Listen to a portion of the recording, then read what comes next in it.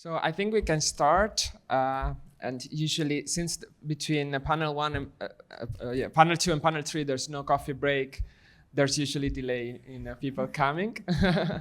So I'm extremely happy to introduce this panel today about digital well-being, fairness, and vulnerability.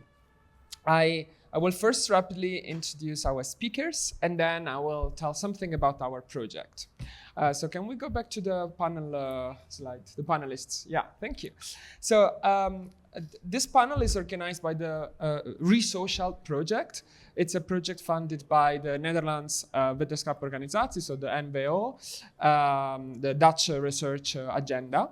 And we will talk about something that has already been mentioned a lot in the youth track, but we will not just talk about children. We will talk about transversal notion of vulnerability and digital well-being. So I will introduce this amazing set of panelists that I'm very honored to have here today.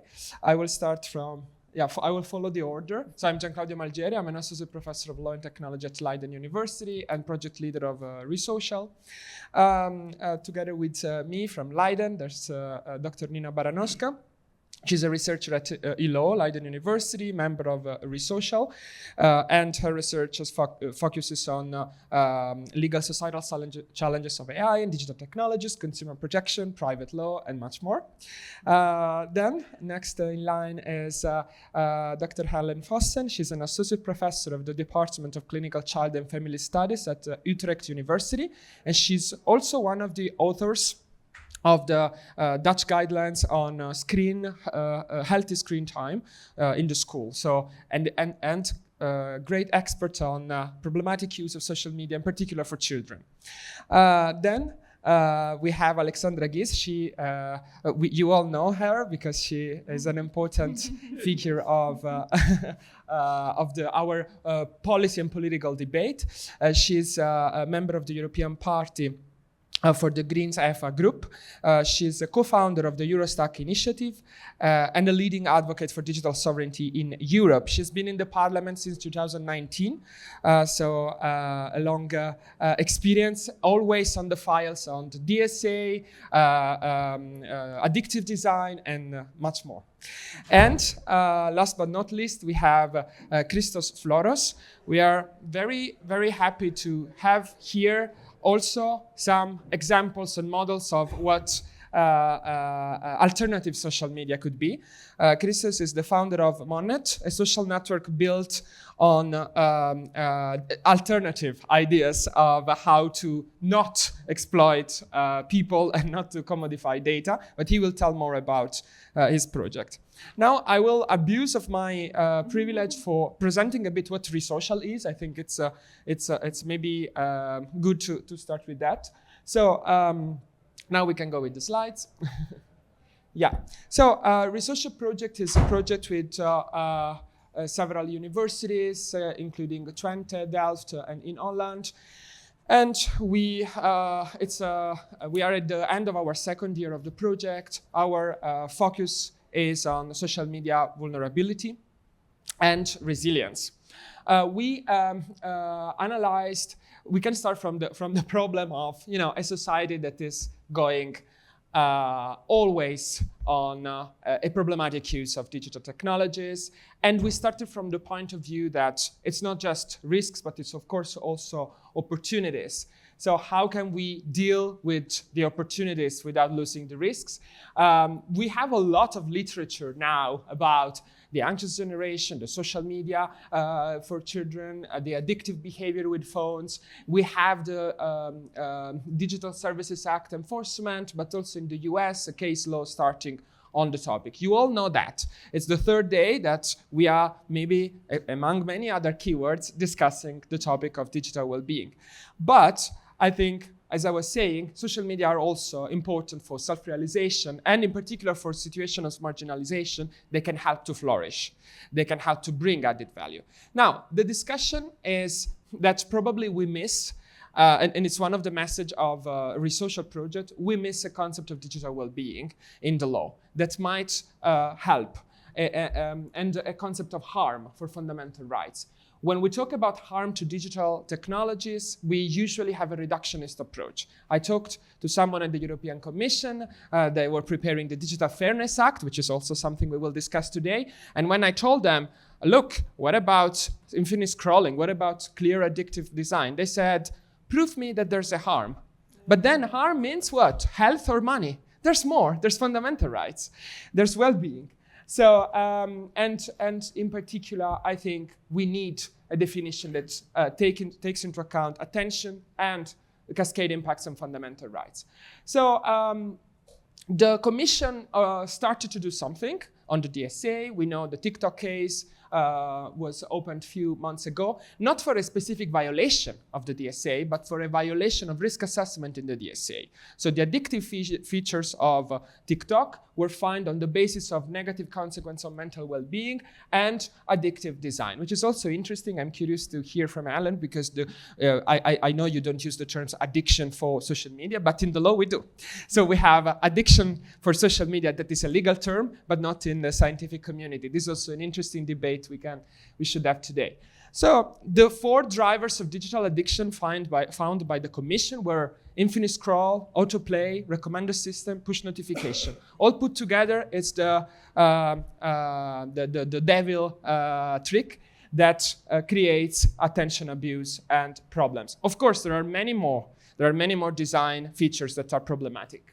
And we know that in the Meta and Google case in New Mexico and Los Angeles, they found also these practices as problematic. A recommender system, infinite scroll, push notification, ephemeral content, video content. Video content is filters, and also because it's not just about addiction, this is about specific cases of children ill-being. And you see there's a good overlap. Now, Nina and I published a blog post advocating for a broader concept of digital well-being that can help consumer protection, data protection, AI, the AI community. And we tried, and I'm concluding very soon, we tried to define digital well-being under the point of view of time exploitation and emotional exposure with cascade effect on autonomy, health, and social participation. Just, there are different ways to measure attention, but we need some parameters. And the attentional harm can be measured either on time or on the emotional exposure. Perhaps we don't spend so much time online, but we are exposed, the few times we are there, to very, very effective content that is extremely personalized and bring into body negativity, FOMO, and so on.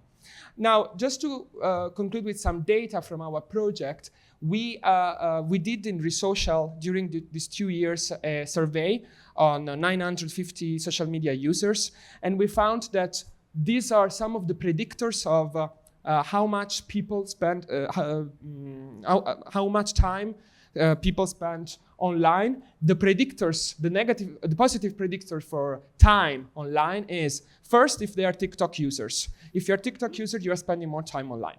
Second is the gender. So we found a correlation between female gender and time spent online.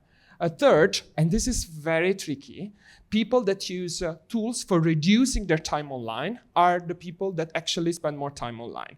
It's an egg of chicken problem. So maybe it's because they know and then they use it and it does not have an effect. So maybe for next project that we will have, we should do a longitudinal study to understand how this app works. But at the moment, we don't think it's extremely reliable to have this app. And one more thing is that education is a negative predictor. So more educated people are less time online. Perhaps they're more used to reading paper stuff, or there might be other reasons. Yeah, literacy. And this is the time misperception. So this is, we asked people how many hours per day you spend online and how much you think you spend and how much you really spend. So they perceive always less.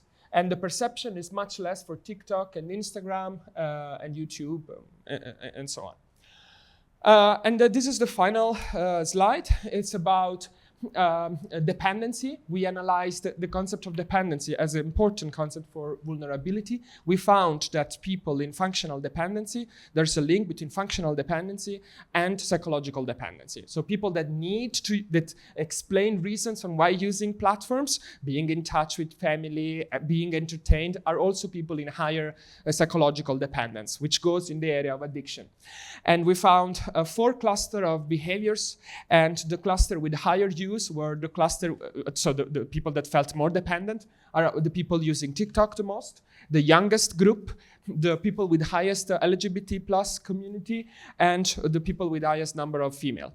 And so this is just to conclude that when we talk about the distinction between vulnerability because of digital ill-being and vulnerability because of being part of a minority group, this dualism doesn't exist, because actually people more marginalized are also people experiencing the worst scenarios. So now I would like to stop with this long introduction. I'm sorry about that, and we can go back to the general slide. And I would like to give the floor to Ellen first, to ask her from a psychological point of view, from a clinical point of view, what can we say about ill-being, in particular for children, but perhaps also for other adults, and this also linguistic ambiguity between addiction or not addiction. I don't know which. Does this work? Yeah. Well, first of all, yeah, you're right. In our research, we don't use the term addiction. We say problematic social media use. And the reason for that is basically because social media addiction is not an official diagnosis yet. So in the diagnostic manual for psychological illnesses, internet gaming disorder is already an official diagnosis, but social media disorder is not. We do, however, use the same criteria, and these criteria are for a behavioral addiction, like gambling, for instance. So we have these 9 criteria, and we use them for problematic social media use. But because it's not an official diagnosis yet, we don't use that term. To go back to from my research focuses on children and adolescents, and we see that all children and adolescents are vulnerable when they go online because of their developmental phase. They still need to learn a lot of skills. And so, for instance, they struggle to actually see the dangers online, such as manipulation or sarcasm, grooming. They often lack skills to actually protect themselves, to protect their data, or to know what to do when something bad happens or when you see something. But they are also often not motivated to protect themselves because of their developmental stage. Friendships are really important. Autonomy is really important. So oftentimes the need for these social relations are greater or so great that they ignore warning signs or they ignore to protect their data. So it's important for us to protect youth. And for neurodivergent youth, or youth with mental illnesses, the risks are even higher because, for instance, children with autism, they struggle to really interpret language. They often take language very literally, and so it's also more difficult for them to understand when they're being manipulated or when there are hidden motives.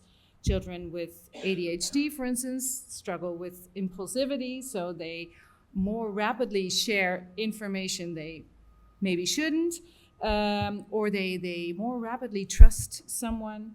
And when we see youth with, for instance, mental problems such as depression, they use social media more often as a coping instrument. So they spend more time on TikTok as escape mechanism. They also seek out more risky content. They contact people with same problems. Co-rumination can occur, or they get into this rabbit hole of mental health issues. So it's important that these children need protection, and important protective factors are obviously, for instance, media literacy education. So children need to understand what are the risks, what can they do.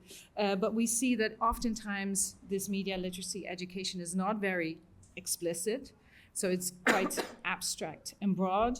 It's not implemented everywhere. In the Netherlands, we're waiting for policy on media literacy education in primary schools, and we're waiting for a long time. It's coming, they say. But as of now, it's up to the schools to decide, do we give media literacy education, and what kind of topics do we focus on? So it could also be just teaching children to program. And we see that a lot of these programs, digital literacy programs, are not tailored to specific needs of neurodivergent youth. So an even more important protective factors are the parents and the caregivers. From our research, we see that general parenting that is characterized by warmth and engagement and a lot of time spent between children and parents is protective for a lot of risk behaviors, so problematic social media use, but also alcohol abuse or drug use. We see that when parents have rules about what kind of media, when, where, and they pose those rules in a clear manner, in an autonomy supportive manner. So not just saying, okay, these are the rules because I say so, but discuss with the adolescent or with the child why it's important to have these rules and try to come up with rules together. Then that can be very effective, especially when they're set before the age of 13. Recent research of ours shows that when these rules become less effective when teenagers become older, which makes sense because teenagers want to become more autonomous, and rules, they can invoke reactance. So when adolescents become older, it's important not to just focus on setting rules, but especially on engagement, talking about experiences online, and not just from a concern perspective, but also from genuine interest, because from our research, we also see that children really struggle with telling their parents when something bad happens, because they think their parents don't understand their digital world and they fear consequences. So, and one last note, yes. It's very important to understand that not all parents can provide this guidance. And so it's not just up to the parents, but also to healthcare professionals, teachers, and we should support them. And so we go back to the problem of social injustice connected to digital well-being, because less education and literacy of parents reflect on children. Exactly. But going from science to policy, I would like to ask to Alexandra on what we have now. Like we have the DSA, we have some enforcement, we have existing laws.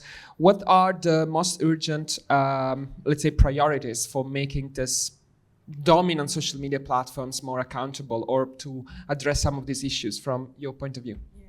Yeah, thanks for that question, and thanks for having me. I'm learning a lot of stuff, so interesting to see the research. First of all, I think it is really problematic that instead of solving the problems, we have this big debate around social media ban for minors, yes or no, which puts it in this yes and no thing and pits us against each other from different communities, rather than just trying to solve the problem. Because we know what the problem is, and you showed that. What is, what we call addictive design? What are the different factors? And this is something we could solve with the DSA. Maybe not all of it, but let's start tackling what we can tackle. And you showed Article 34, physical and mental well-being, for example. This is an article we can use right now. I mean, everybody agrees there's systemic risk for the physical and mental well-being of minors. So let's just fix that. We know what the Commission calls addictive designs is made up of. So just start an investigation on all those platforms. And the Commission has already done that, because they did it with TikTok, I think a couple of years ago, when TikTok was rolling out TikTok Lite, which was a feature that rewarded people for engaging with content, was a sort of reward point score system. And the Commission, it was sufficient that the Commission sent an inquiry saying, well, are you sure this is not addictive design? And TikTok wrote back like 2 weeks later saying, well, we're not going to roll it out in Europe, rather than providing the evidence we have around this. So why isn't the commission more proactive? And they're doing this investigation into TikTok now, but why is it only TikTok? You know, I agree TikTok is probably the worst platform and it targets the youngest users, but you know, Instagram as well, YouTube. Let's do that for every platform to send a very, very clear signal. Why are they not doing that? Because they are afraid of the US, they are afraid of Trump, they're afraid of JD Vance, they're afraid of the tech bros. And I think in that context, the Los Angeles trial is really absolutely decisive because in the US, the paradigm is you can't do anything around algorithms and all these mechanisms because it's all covered by the First Amendment. That's a free speech thing, which for us sounds absurd, but there is actually this verdict by a US court that says the algorithm and all the design is covered by the First Amendment in the US. I know it sounds crazy, but this is what the legal situation is. But the interesting thing about the US legal system is that for some cases they have juries. You know, everybody who watches these Netflix series on how US courts work, super interesting. And in the Los Angeles trial, there wasn't a judge who was supposed to interpret the current legal situation in the US that says First Amendment, you can't touch the design of the platforms. There was a jury that said, no, you just can't do that, you know? You just can't do that. And they awarded damages to the victim and they said, well, this is addictive design and that's illegal from our point of view. And this is something the commission should be working with. So addictive design. Then the second thing is toxic algorithms. We know that this is a big part of it, you know, sending all this manosphere content to boy and all the body image thing to girls and anorexia and so on. And we already see that even in the political orientation of boys and girls that they're getting targeted by very different kinds of content. You can see that in how they vote, which is absolutely crazy, frankly. And this is another thing that would also concern adults in the same way. Engagement-based ranking automatically leads you there. And they're just afraid to tackle it. But this is something you can very easily do under Article 34. And the third one is obviously the data use thing, because under Article 28, you already can't use minors data and you have to protect minors. They can't use minors data in their advertising profiles. So in theory, they can't have that data. So why are they still targeting them with very specific content? Where is that data? So why isn't the commission looking into how these companies keep the data? And there's this very interesting episode from 3 or 4 years ago, I think 2022. There was a memo that came out of Facebook where Facebook engineers said basically, well, there's no way we can implement GDPR because we don't distinguish between sensitive data and other data. It's like taking a bottle of ink and voiding it in a bucket of water. There's no way once that data is in the big data pool, we can take it out. So the fact that they can't use sensitive data for adults and they can't use minors data, they are probably really from the design, by design, not able to implement it. So why isn't the commission doing anything about that? I mean, I remember I went on a mission with the parliament and we were at Meta headquarters and I asked them, is this document authentic? And they said, yeah, we don't agree with the content, but it's a real thing. So why isn't the commission acting on this? Because of the pressure coming from the US. But these are 3 levers that the commission could already be using that would probably solve a lot of problems. We never know how many and to what amount. But if they started doing this for all the relevant platforms, I think that would really, really make a difference. What are we getting instead? A discussion around social media ban for minors that nobody knows how to implement, a discussion on what kind of data in addition can they use, Meta using bone structure. This is absolutely crazy. And therefore, what I would like to say is, let's not fall into this trap, social media ban, yes or no, and have us divided in 2 different camps. I met Jonathan Haidt, who's the author of The Anxious Generation, and he wasn't really, and I discussed this thing, yeah, I agree with all the problems, but the solution can't be that they take children's biometric data and then they have to be afraid when they grow up to go to a demonstration or something like that, or even have their face in sexual imagery, which is, you know, a real possibility if that happens. We have seen what Grok did on X. And he said, oh yeah, I wasn't really aware of that, but I totally agree they shouldn't have the data, so let's work on this together. And if I may, one last point. I really watched when I saw as a negative factor, education. I think we have to be very careful here not to make it a causality and not to say if you just educate kids to solve the problem, because education in most countries, especially in mine, I'm from Germany, is a proxy for socioeconomic status. Yeah, sure. That means those are kids who in the afternoon go and play soccer, go and have piano lessons, have a lot of adults in their life around, like you said, who are, have the physical presence and the mental space to be there for them, which is something that poorer kids don't have. So let's not deduce from this that if you just go to schools and educate them, TikTok is bad and this is what you need to be, that this works. Yeah. On media literacy, and then I'm done, sorry. You pointed out this is not happening in many, some schools do something, it's very individual, it's not. One of the reasons this is not happening is that countries simply don't have the money. You need to fund this. Your teachers are already, at least in my country, they're totally overwhelmed. There's something new coming every 6 months.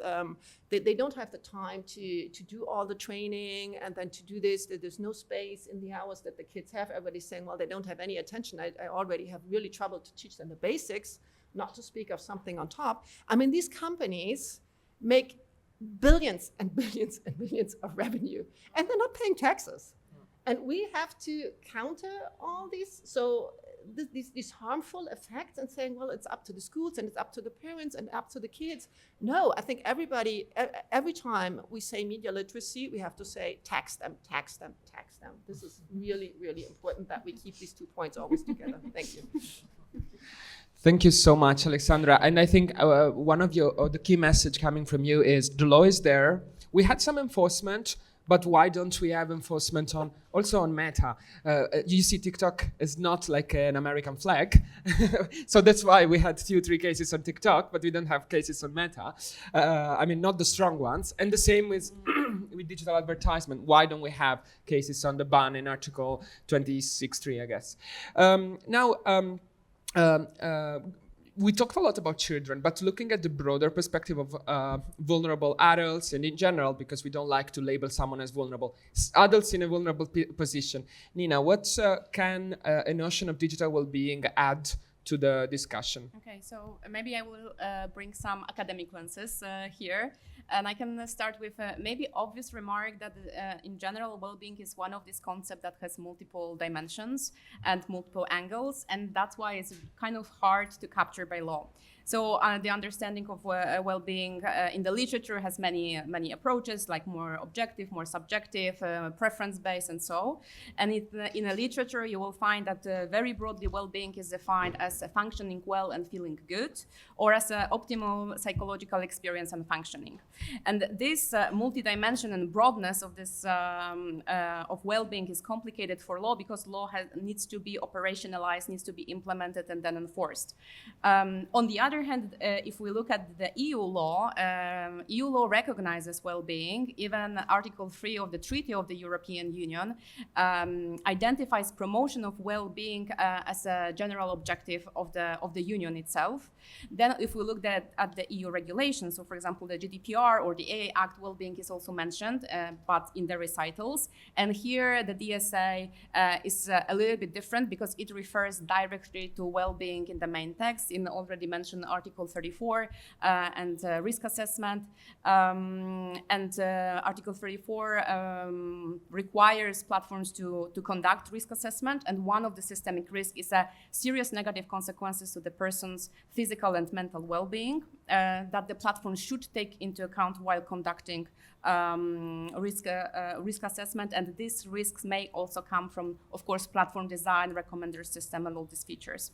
However, the DSA doesn't provide the definition or not even the elements of what is the well-being, what platforms should really take into account. We have some hints from the guidelines on DSA on minors that refers to negative impact for physical and mental health and well-being, such as addiction, depression, anxiety disorder, dysregulated sleep patterns. But these are only the examples. This is not something that it's not a taxonomy. So there is no overall capture of the problem of well-being. And also we've been discussing that with Gian Claudio, that having one definition of well-being as an abstract and an optimal state of happiness for law might sound a little bit paternalistic, because it's also about self-determination and autonomy of people, of users. And having this all in mind, in the research we take more actionable and more operational operationalize lenses to have digital well-being harm definition as a framework that might help to assess whether platform design or features or practices can lead to some harmful interferences. And in more details, Gianfranco already mentioned that we propose is to have like two elements of this definition, is the attention abuse and then what we call cascade effect of fundamental rights. And under attention abuse, we distinguish two dimensions. So one is time exploitation, and the second one is problematic exposure, not addictive exposure, but problematic exposure. And when it comes to time exploitation, this includes, like, for example, total time spent online, repeated checking, inability to stop checking social media. Also this misperception of time, so how much time I really spend online and how much time I think I spent online or how much time I want to spend online. And here features like infinite scroll, autoplay, like these short video formats that weaken this our time perception and time control. So it's not only about, oh, it's just too much time spent online, but it's really the cause of like the problem of self-governance, of our control over time and our perception of that.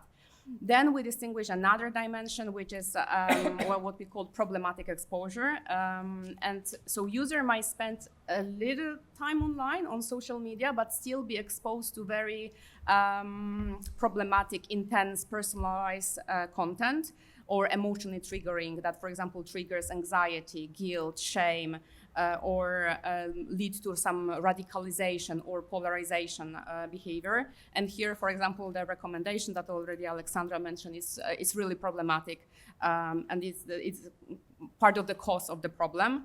And then we have another element in this the digital well-being harm definition that we call cascade effect on fundamental rights, because attention abuse, so this time perception, time exploitation, and problematic exposure is not the final harm, but it's more like an upstream, what we see is like more like an upstream process that can go and lead to deeper interferences with fundamental rights, for example, health, and here like more addictions. So for example, anxiety, so more depressive symptoms, cognitive fatigue. Then another one is autonomy. So for example, design may steer users' autonomy, steer users commercially and emotionally, and social participation. That is often a little bit overlooked, I would say. It's like a soft harm, but in practice it may really cause serious consequences for family life, as you already mentioned, friendships. So all these very important elements for the individuals.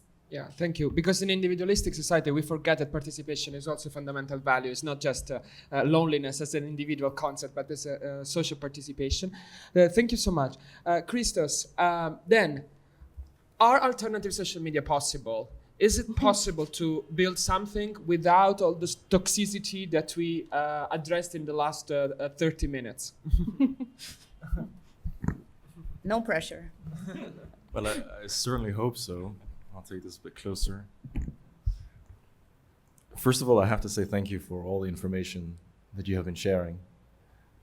I've had the pleasure of listening to Alexandra before, but this new information is also very helpful. I wonder how many of you have this terrible, terrible habit that I also have of smoking. If you just put your hands up. How many people in this room smoke? Okay. So I'm just wondering, between us, I think, some years ago, it's so good that there's only a few of us, right?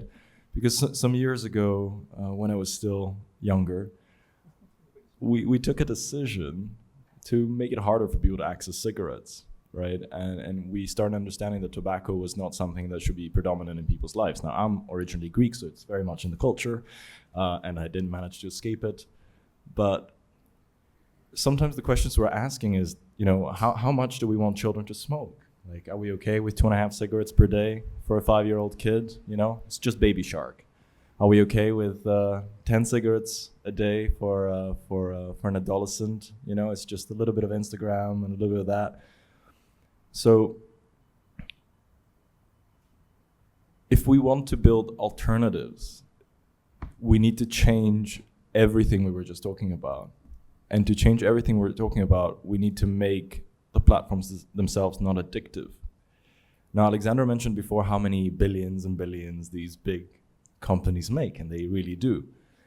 And for us as a startup, we don't have neither the revenue, neither the funding to be able to build up to be able to compete just yet. But the main thing we need to change is the addictiveness part. We need to get rid of the nicotine. But why is the nicotine inside the cigarettes? Why are cigarettes addictive? I'm obviously talking about social media, right? So why are they addictive? Because, okay, you had a cigarette and it was pretty great, but you need to go buy the next pack of cigarettes, otherwise it's not profitable. And the way that social media platforms operate today is a very simple and basic model of retention equals more time spent on the platform equals more money. So as long as the business model of social media is permitted to be, and indeed in the US there are weird protections about that, but I hope that in Europe we can do something different.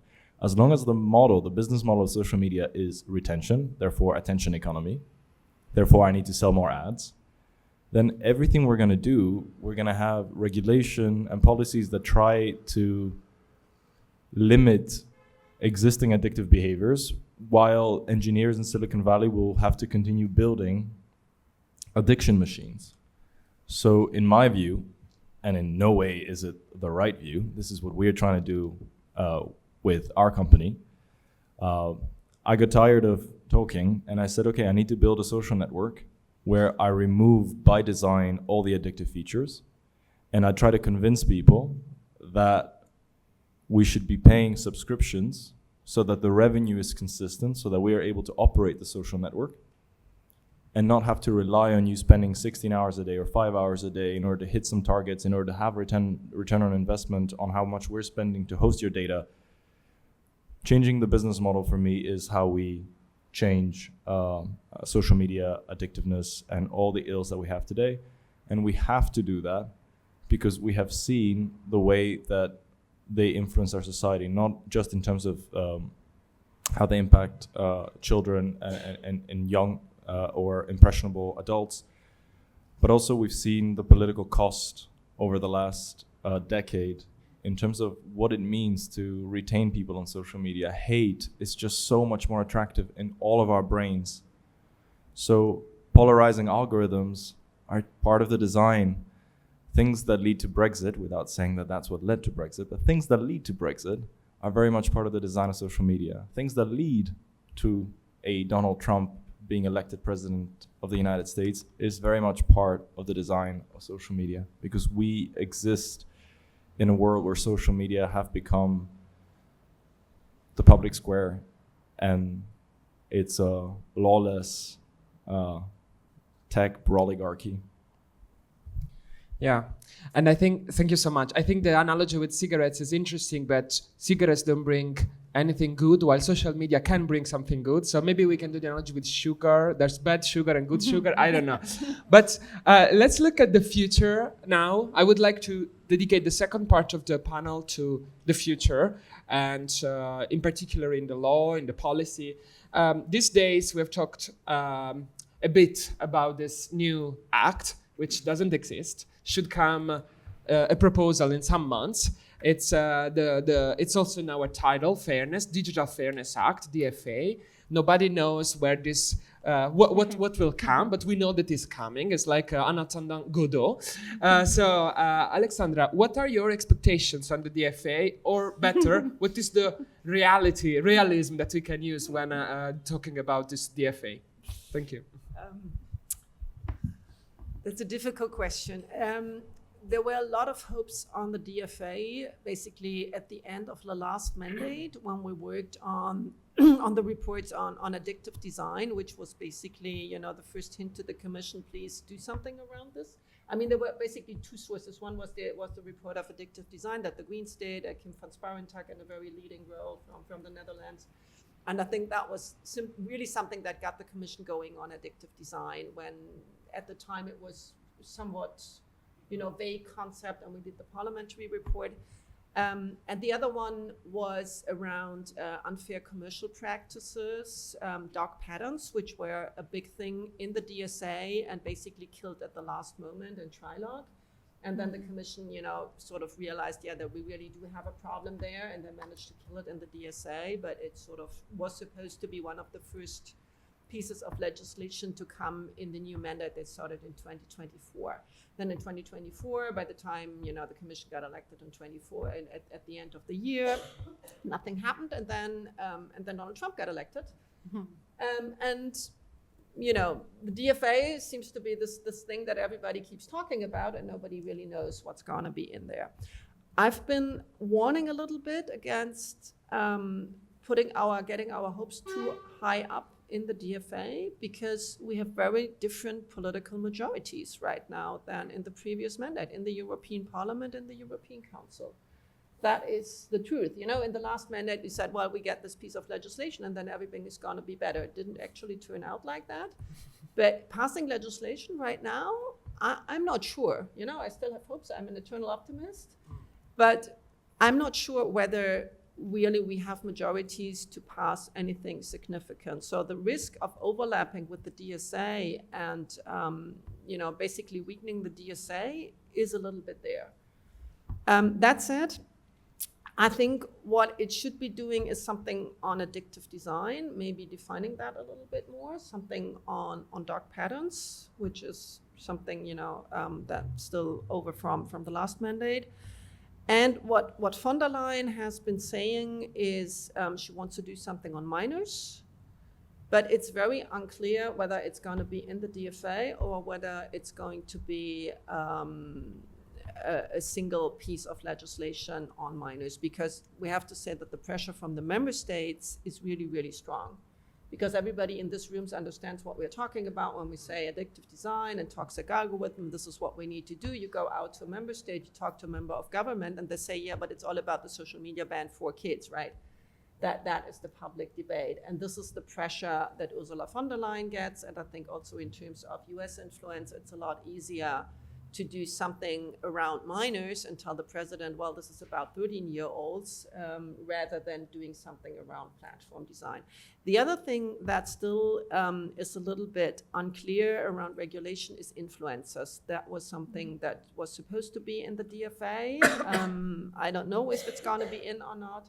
But we do see that. I also worked on the legislation around transparency and targeting of political advertising. And that is really becoming complicated for influencers. At the same time, we see that especially for young people, for minors, influencers are really the most important part of the internet. It's not really socializing anymore. It's not social networks anymore. It's parasocial. So it's basically kids listening to what influencers are saying. On the other hand, they're not very clearly regulated. There's no transparency around it. It becomes clearer and clearer from the US that all this right-wing big network of influencers, that most of them are heavily paid. There's no transparency. So I think that is an area that requires regulation. I also think the political backlash on this, the political fights, will be very, very strong. And I'm not sure how that's going to work out. So I think the risk is calling for a strong DFA, that what we get is a ban for minors, allowing the platforms to use biometric data, which would be the worst outcome that we can have on this debate. So I think what we need to, what I said before, I think this is really important to me, not to go against, these are the people of data that protect data, and here are the people who protect the kids. But keep bringing that together, and also in the DFA arguing for really targeting the addictive design and transparency and so on, and not fall into that trap. Thank you so much. And so I think one of the big discussions that also Alexandra said is popular but populistic is the social media ban. We mentioned many times. And I wanted to ask to Helen, because you worked on the topic of healthy screen use.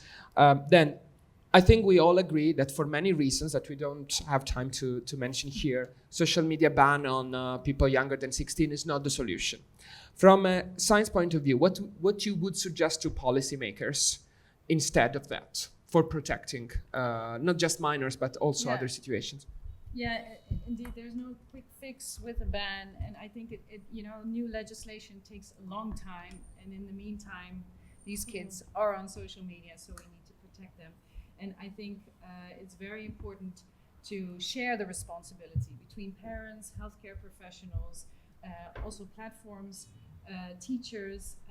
In the Netherlands, I'm part of a network, a task network, freely translated, growing up in a digital balance. And members in this network are scientists, healthcare professionals, the National Library, UNICEF, Dutch Media Authority, youth workers, childcare services. So we are with a lot of people that are all working with kids and invested in making children more safe online. And we have several goals. One is, have a clear and consistent narrative about what digital balance actually means, and we use the guidelines of healthy screen use. What is healthy screen use, and how can we stimulate healthy screen use for that, and making sure that this can be used by various sectors, but also developing practical tools for parents, and trying to reach all parents, not just parents that are already engaged in the topic, that are highly educated, but also parents that are less literate, and but also caregivers in general, teachers, professionals, which is a huge challenge. Also, a lot of healthcare professionals or teachers, they are not educated in media literacy or what to focus on or how to protect children. So we need to make sure that it's also incorporated in their education. And we're also trying to bring about changes in design in digital platforms themselves to become more child friendly. And I think a network like this where you combine and what everyone's doing is very, very important. But the sustainability of such a network is always at risk because there's not a lot of funding for that. Thank you so much. Christos, how in practice, what are the obstacles or the challenges to build this alternative social media? What do you need? Yeah, we need a lot of money. I'm listening to everything you're saying. I learn everything, right? I mean, I'm learning all the time. And if I had the perfect answer, I wouldn't be here. I would be there answering it to all the VCs that are telling me, how we're going to succeed. The thing is, public money takes ages and comes with so many caveats that really don't understand the reality of social media. If I told you, and I will, how much money we have spent as a company in the last year. As a company, I employ 10 people, right? If I told you how much money we've spent in the last year, you would laugh. You'd be, what? That it's not enough money to pay one engineer, right? The sacrifices that we go through in order to build these things because we believe in them are immense. So public money doesn't apply to us, because by the time we get public money, we'll have spent 40% of our time trying to fill out forms that make sure that we comply with all these things that are important, but it doesn't work for us. So then we need private capital. And private capital is scared of the very regulations that will come out and regulate us. So I'll keep saying it, even though I'm very publicly supporting a lot of the initiatives currently being undertaken, including from Alexandra, because I want all of us to succeed. I want one of us. I'm one of hundreds of social networks right now being built in Europe, and I'm so proud to be in that ecosystem, and I'm supporting everyone that I can support, because I really believe that what we're trying to achieve is much larger than any individual company and any one of us. But we need capital mobilization, and obviously this is a very specific conversation we're having here today about well-being, digital well-being, but it starts with our ability to have a real financial market in Europe, where pensioners are able to invest themselves in Europe instead of all of our money flowing out into the States. That would be superb. Capital is a huge issue, and then what we need is we need regulation to start applying after we are able to start existing. in Luxembourg, we got an email a few days ago with a letter, an email with a letter, and it was, we were being summoned by the Digital Protection Agency to have a first conversation. We haven't yet been able to afford a digital protection officer, or what was it called, the DPO? It's data protection officer. There we go. We haven't been able to afford that.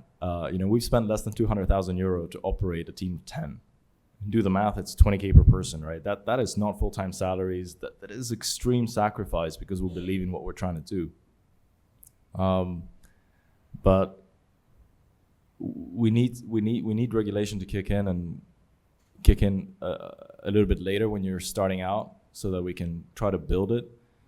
And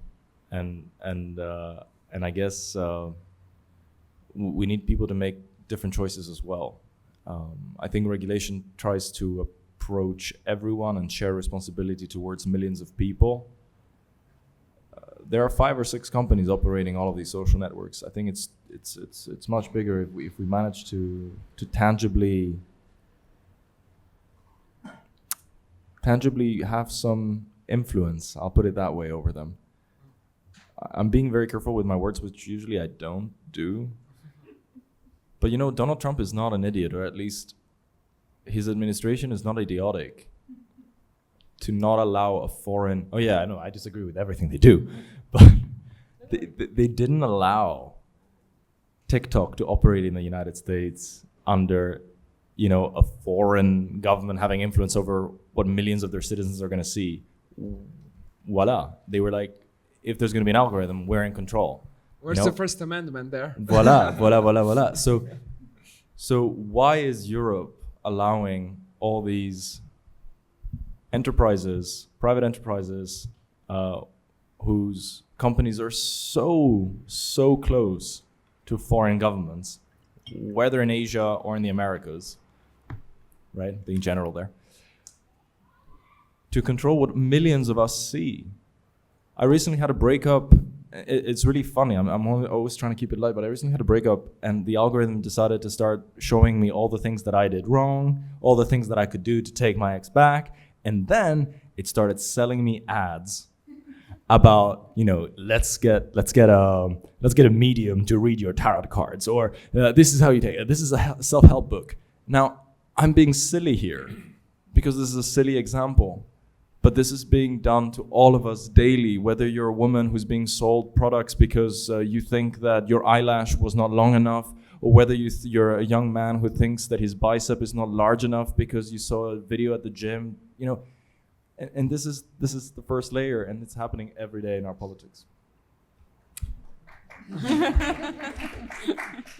And you touched upon a very key element. You said that the regulation sometimes can be a problem, but we don't want to open the Pandora box of digital omnibus now because it's the topic of every panel this year. But yeah, you have questions indeed. But just to say that I don't think that the proposed amendments to GDPR and the AI Act are helping in your case. So even in that case, it's not the solution.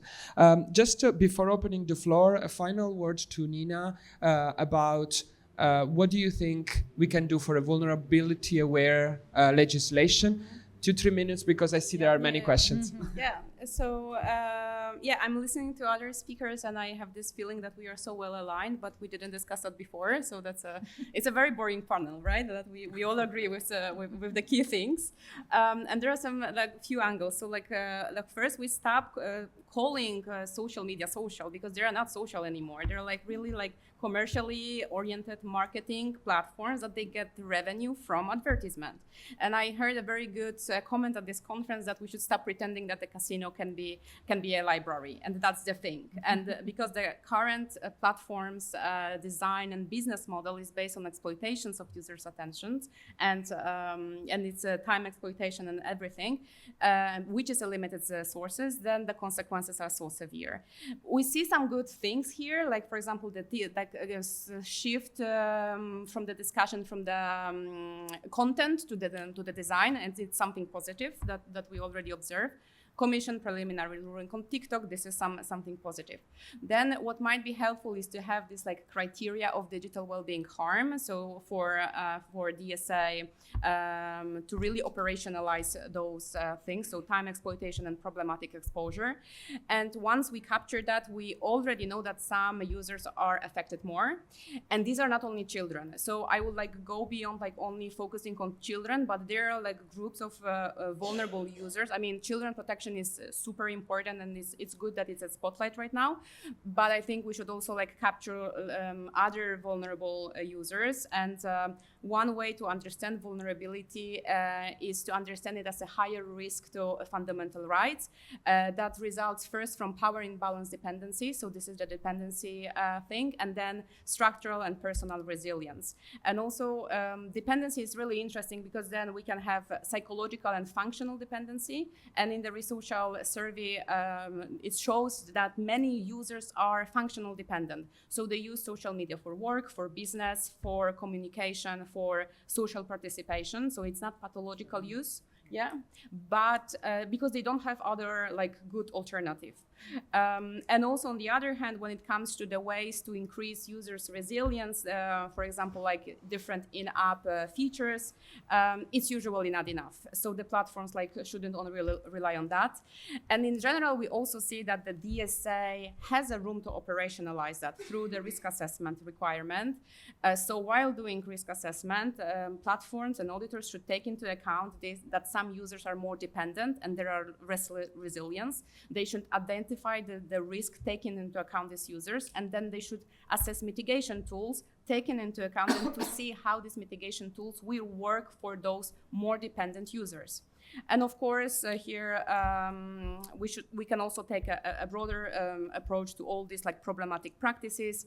And one of the option is to have just prohibition of some certain design choices. Maybe have a gray list and a black list with the prohibition is already on the table, discussed by many civil society organizations. And we have this hope for fairness by design in the Digital Fairness Act, but I think it's still a hope, and we will see after summer what we will have on the table.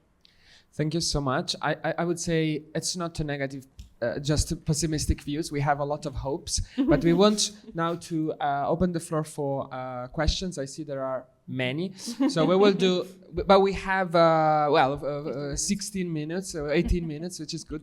I will collect the first 3 and then other 3 perhaps. We started Katja in the, it's the only microphone, yes, okay.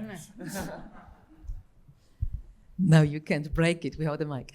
Katarzyna, Panoptykon, thank you for excellent, not boring at all panel. To Christos, I think the EU tried to kick the big ones first with the DMA and DSA, and now the DFA is a promise to to create a level playing field for the better guys, including people like innovators like you.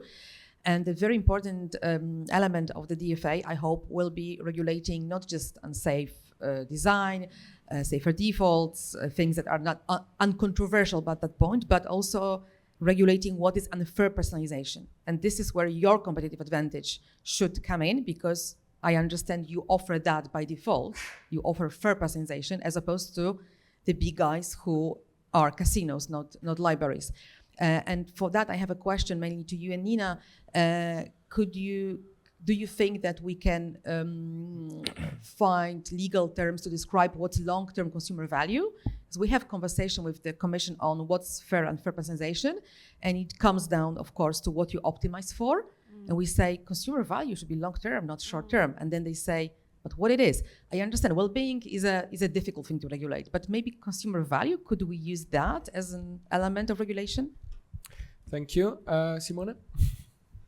Yeah, thanks for a really exciting panel. So to push back, so maybe a better analogy would be food. And credit goes to my co-panelist in one of the other panels on children's rights and social media, because food can be healthy or unhealthy. So it's either or instead of sugar and nicotine. Yeah. But my question goes to Alexandra, because I agree we should also go for the other platforms like Instagram and even maybe even Snapchat, not mentioned yet. But shouldn't we also focus on the app stores? Later today we will have a book panel on the book The App Economy by Konrad Kulnig. And one of the things that he mentions is that Apple and Google in their stores, also in their integrated development environments, have these addictive elements as ready-to-use components in apps like infinite scroll or pull to refresh. So they're integrated. It's very easily to implement them in apps, and they also have the power to remove apps that could actually help us, use against apps that like Instagram or other social media platforms that could help us to deactivate certain elements that we don't want to have. But we're very much dependent on these app stores as well, but they don't seem to be on the radar. So that's one question.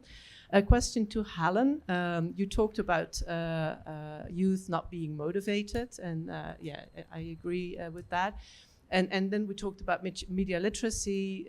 So will they be motivated, and how can they be motivated to actually, against all peer pressure, to actually also act in line with maybe the media literacy less that they get, because it's very often quite theoretical, I guess, and maybe not really resonating with their lives basically, and how they experience their lives. And then maybe a final question to Nina. I was very happy about the red lines that you mentioned. But maybe can we, in terms of well-being, can we also not get some lessons from the Article 28 guidelines, which are very much focused also on getting it right? Because I think we need the red lines, and they're lacking now.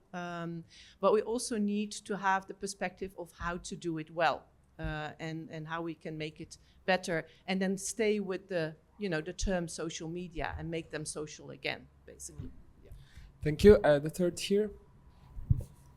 Hi, I'm gonna try to be really, really quick. No, it's okay. The first one is TikTok is the low-hanging fruit. Could not agree more. I work for TikTok, and but my questions will be from like personal perspective. So please don't quote me on this. I wondered when we were talking about taxing the companies. I was wondering whether instead of doing that, if we try to partner with them on the basis of corporate social responsibility, that why don't you partner with us when we're talking about media literacy? Whether it would be easier to get the buy-ins from them and less pressure and less friction, is just a food for thought.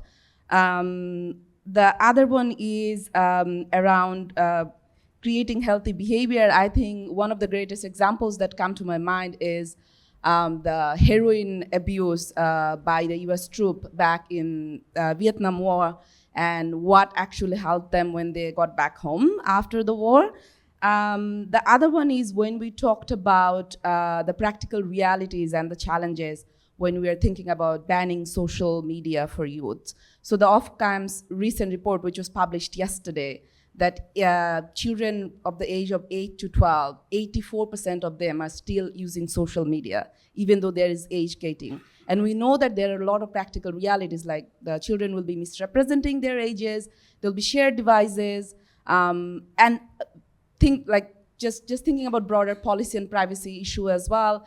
There'll be things about like if you go for stronger age, like ID verification, then there will be other privacy issues in place as well, right? So how do we balance between actually banning social media for children and creating the platform more safer for the time being, keeping in mind that it's going to be really difficult perhaps to actually ban it for them, like in terms of keeping the practical realities in mind? Thank you. So the 3 people were 8 questions, so I will try. We will do a tour from Christos to Nina.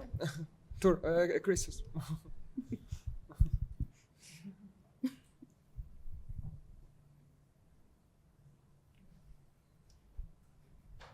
I'll start here. How do we define consumer value long term? One way that we could perhaps do that is by, and I don't know if it's going to be popular, I don't know if it's the way, but if we do treat social media as a product and we simply say, the business model will be that of old media and newspapers, so it's not a freemium model. That would help more of us.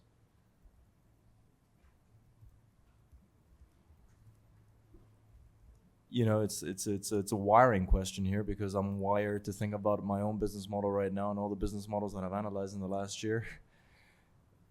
At the moment, we are trying to copy Spotify's business model and have the maximum amount of people upsold to a member. We're thinking of lifetime value that way. You're thinking about consumer value from a policy perspective in terms of, am I understanding it correctly? Effective regulation helps you by saying consumer value is important, everybody should deliver. People Yeah. consumer values are out of the market. That would be the ideal scenario, because then So bringing benefit to consumers in certain. Yeah. maintain the regulation. Yeah.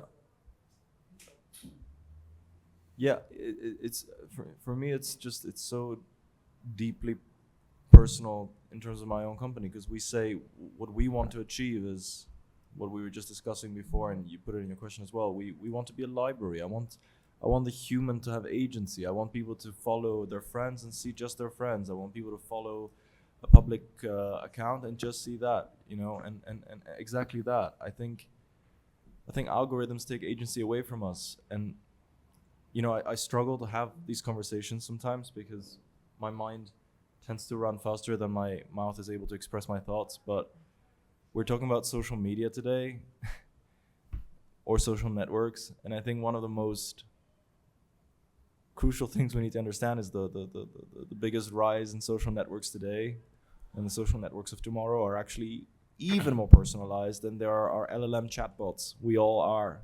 We all exist in our own little social networks today. Just me and chat, me and Gemini, me and Claude, whatever it is. And these are social networks as well, because we believe we're having some kind of social interaction, and these are hyper personalized. So, you know, good luck regulating. Good luck regulating. Yeah, I don't have all the answers. I just know that I appreciated all the questions that I heard, and I'm trying to do my part. I really don't have all the answers, but I learned more from the questions that I hope to instill in you with my answer. Yeah, maybe just to build on that, there was now a paper by Dana Boyd, this great theorist of social media. She said it's not social media anymore, it's para-social media. So that's Alexander. Should I go? Yeah.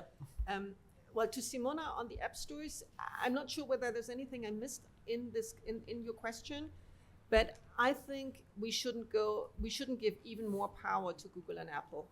And especially with the Digital Markets Act, what we're trying to do is open it up and take the power of Google and Apple away, to block apps, to take all that money out of people who actually build the apps and actually do the work, and just, you know, be sort of the landlord, getting rent. So I'm very critical of the App Store function, and I wouldn't confer more power to Google and Apple with bizarre criteria. Maybe I misunderstood the question. Maybe we can get to that bilaterally. So I think they should distinguish between what are legal apps and what are illegal apps.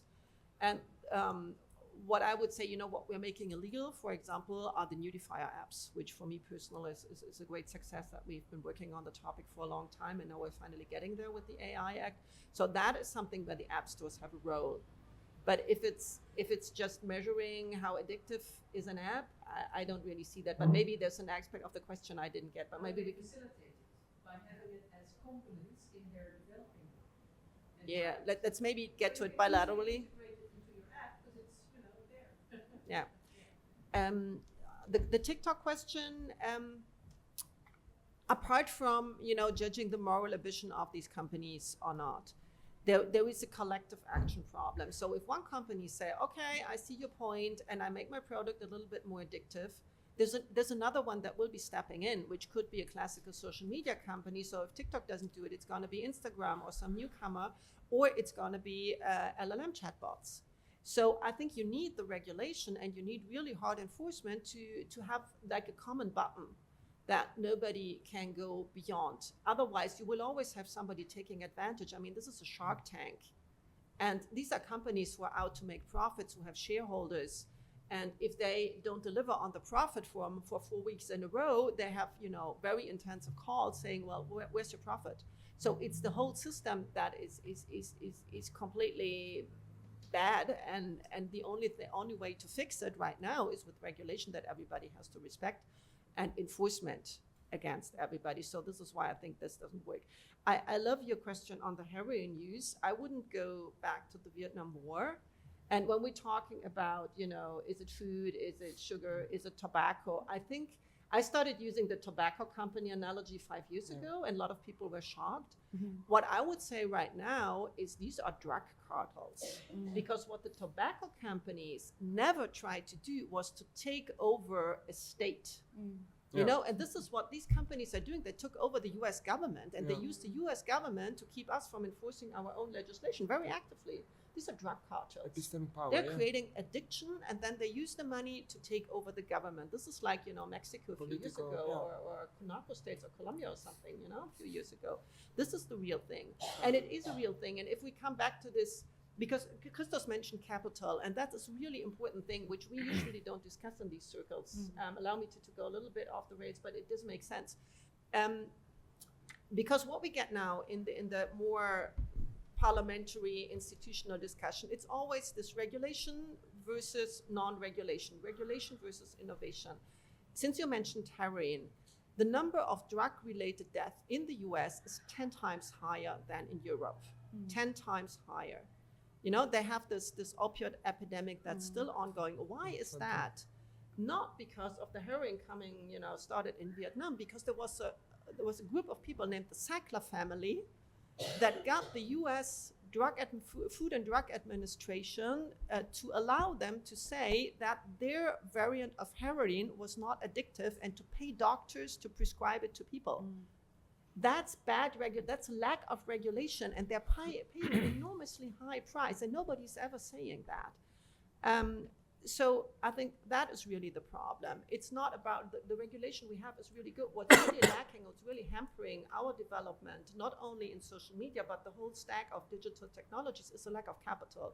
And shifting the discussion to saying what we need in Europe is more capital, I think this is really important to get away from the regulation, because otherwise on the DFA, and this is why this is relevant on the Digital Fairness Act, the argument against stringent regulations in the Digital Fairness Act will be, this is going to hamper going to hamper innovation, and we're never going to have our own social networks. And there will be people like Christos say, well, actually, if I have to have a data protection officer, an addiction officer, and whatever, I'm never going to get off the ground. And it's true. So it's a capital problem. It's not that in the US they don't have regulation. They have different regulation in every state. But they have more capital, and they partner up with a legal firm to take care of that, and the big ones just settle it. They just don't care. So this is how we need to change this. And I think how to ban the ban and the fact to enforce it. Well, this is actually the big problem. I mean, this panel, apart a little bit from me, I'm a little bit, in between there, I think agrees that the ban is not useful. I think we should look at how we can do all this at the same time, get rid of the toxic algorithms and the addictive design. It's going to be hard, but also establish some kind of societal norm that young kids shouldn't have certain kinds of phones, very simply. That under 13, under 14, you shouldn't have a phone that allows you to go on social media. I mean, Nahai talked about like hardware solutions, which is the easy part. I don't know if that works and has come to Europe yet. I haven't looked into it. But getting to like a societal norm and not having WhatsApp class chats, not having teachers and parents relying on this, and making it so it's like tobacco. I mean, in my generation, it was totally normal to, have access to cigarettes and alcohol at 13, 14. You got, you did that. You went to buy this stuff for your parents, and it's not that it's gone. It's not that 16-year-olds don't drink beer anymore. But it has become less, especially smoking, has become a lot less a cultural norm for young people and adults. And trying to go in that direction with different little steps without using biometric data, I think that is the way to go. Thank you. Time is off, but I want one final minute from Ellen and Nina. I'm sorry, but there were so many questions and points. So Ellen? Somebody said that especially teenagers are not really motivated, not always motivated, because social connection is so important for them. But also autonomy is very important for them. So if you stimulate their autonomy and also involve them in, thinking of ways to protect themselves, and also making them aware of they're not autonomous at this moment on social media. They don't decide what they see and what they do and how long they spend on their social media. It's all being, done for them. And also provide alternatives. So if social connection is so important, how can you also provide alternatives to stimulate the social connection without being purely on social media? And the final, also the consumer value. So I think the terminology is important, and I'm a lawyer, and we love definitions and the terminology.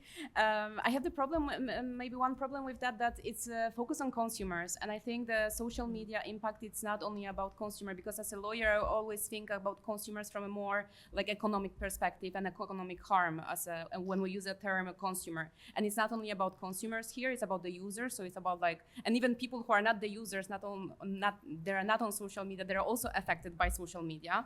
And we have this problem with terminology, like with fairness, like what is fair? It's still very hard to operationalize. So therefore, maybe we need criteria, and I think that's the answer to Simona as well. That criteria for good practices as well, but also prohibition. I think maybe it's easier to prohibit some certain and have a list of prohibitions, but also have some good practices. So instead of having creating definitions that may be too broad, then maybe criteria that will be easier to operationalize and really say that what platforms should do, instead of having a general clause only. So thank you so much. We agreed that the best analogy for social media was food. Now it's time for food. We have lunch. Thank you to this panelist, and thank you.